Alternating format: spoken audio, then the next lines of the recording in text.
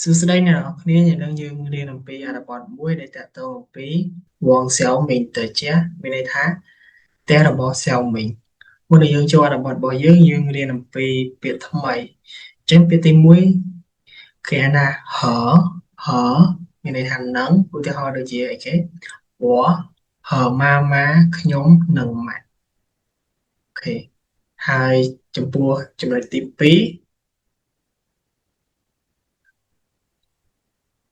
ចំណុចទី2គឺទី2វិញទៀនទៀនសឺទៀនសឺមានន័យថាទូរទស្សន៍ទូទៅវ៉ាខានទៀនសឺខ្ញុំមើលទូរទស្សន៍អូខេដល់ពេលទៀនអ៊ីងកនមើលទៀនណៅកុំព្យូទ័រអូខេហើយចំណុចពាក្យទី3ពាក្យថាឡៅឡៅសឺ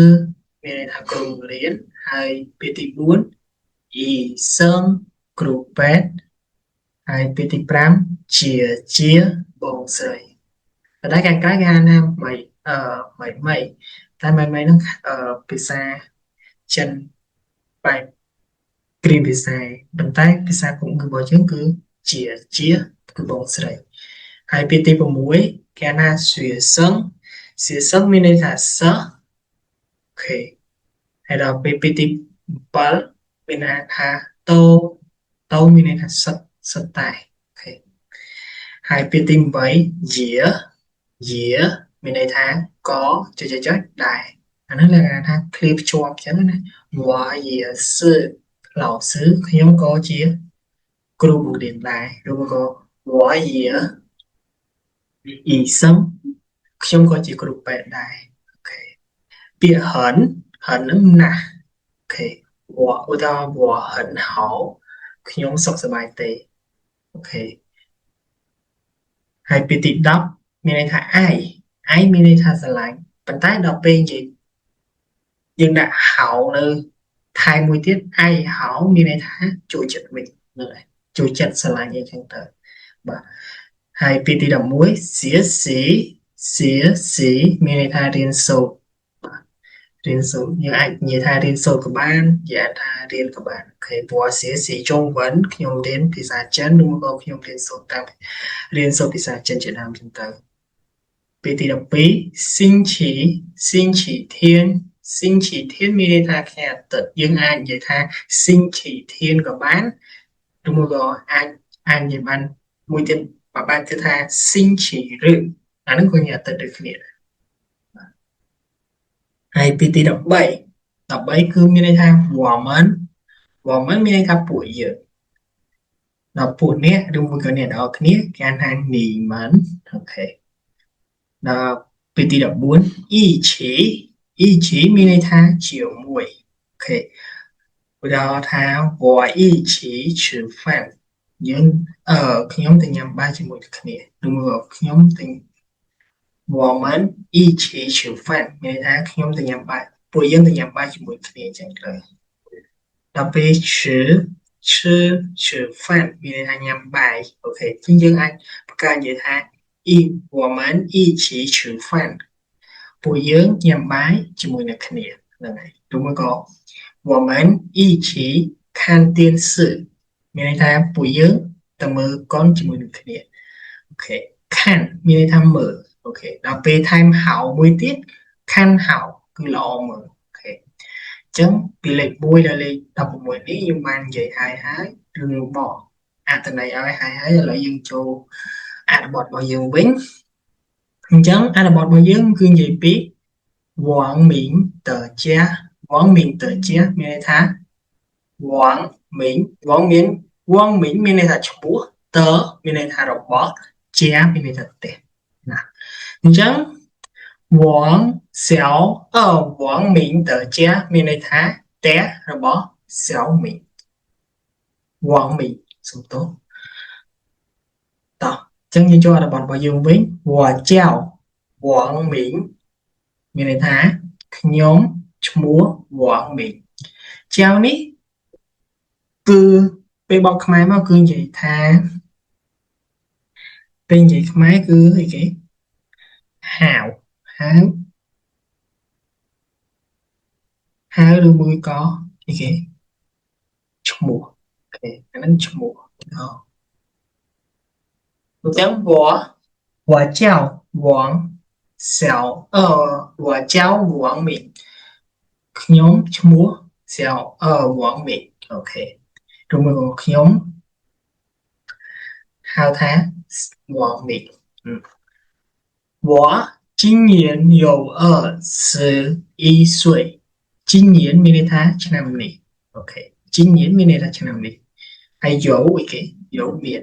21岁21岁មានន័យថា21ឆ្នាំ今年អីគេឆ្នាំនោះដល់ពេលឆ្នាំក្រោយចំណានថាម៉េចចំណានថាហូញៀន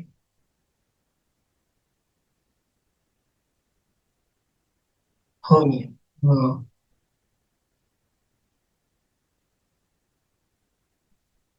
មួយទៀតអីគេមីងញៀន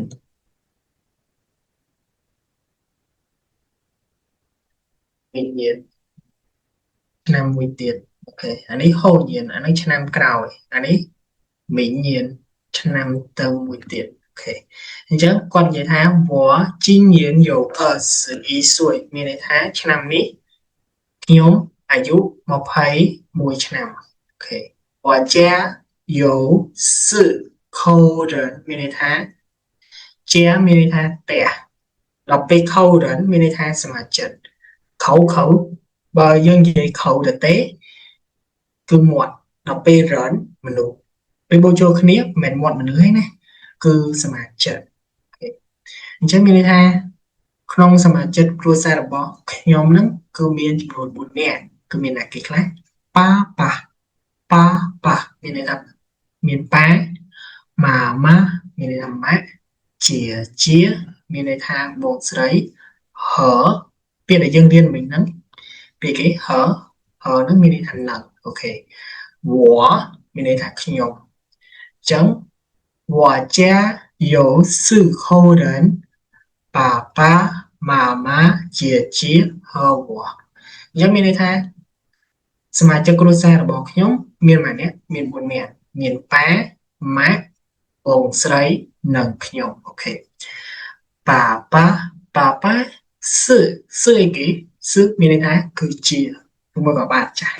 ឧទាហរណ៍គេហៅឈ្មោះយើងហៅឈ្មោះគេវ៉ាមីងអូខេយើងអាចនិយាយថាសឺនឹងក៏បានដែរអញ្ចឹងណានឹងឧទាហរណ៍មិនតែវាលក្ខណៈជាប្រយោគចេះសឺមានន័យថាគឺជាអូខេឡៅសឺមានន័យថាគ្រូបង្រៀនបាទអញ្ចឹងប៉ាសឺឡៅសឺមានន័យថាប៉ាគឺជាគ្រូបង្រៀនម៉ាម៉ាមានន័យថាម៉ាក់ដល់ពេលអ៊ីសឹងមានន័យថាគ្រូពេទ្យចុះមន្ទីរពេទ្យចំណានថាម៉េចវិញអ៊ីយៀន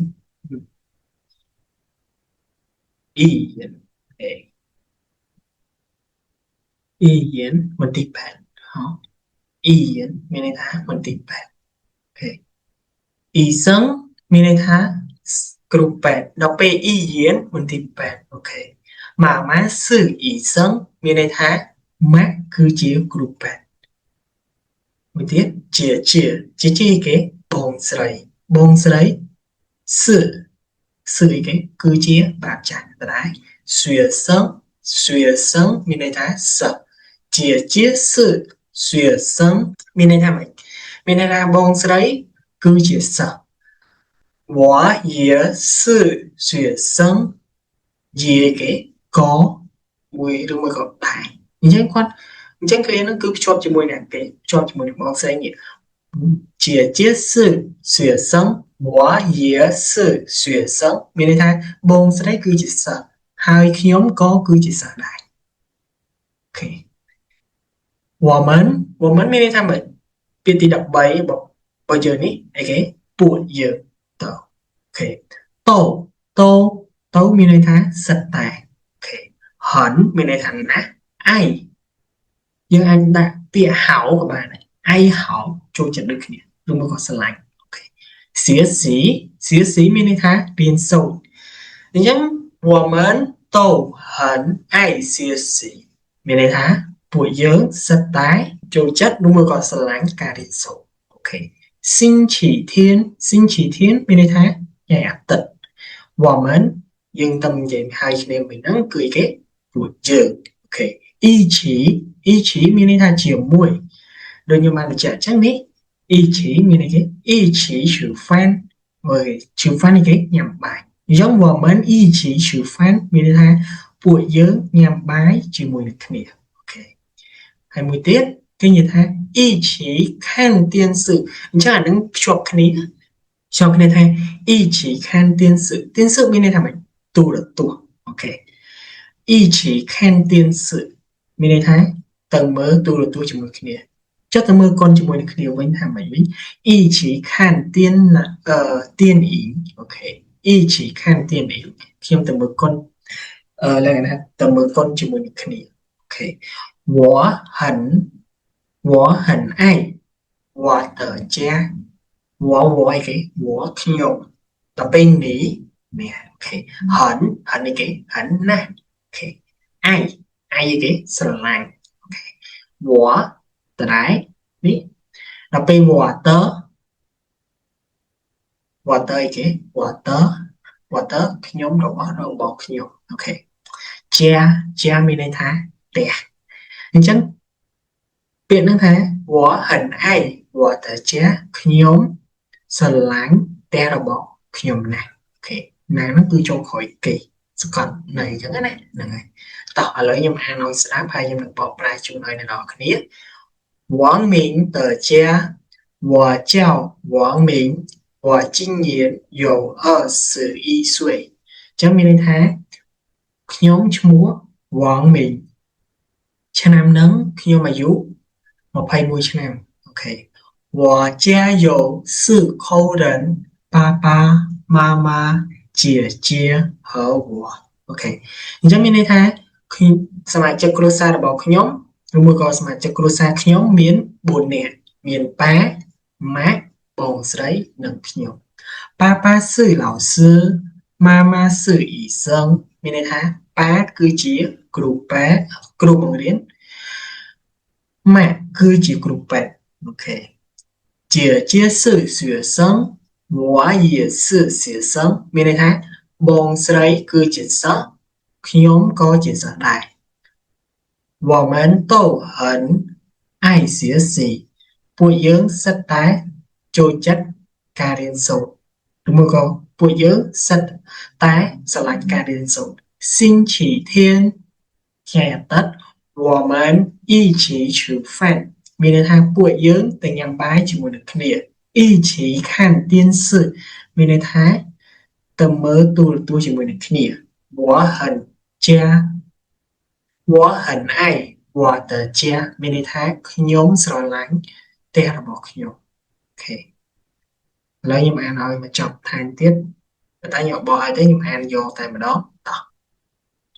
我王明的家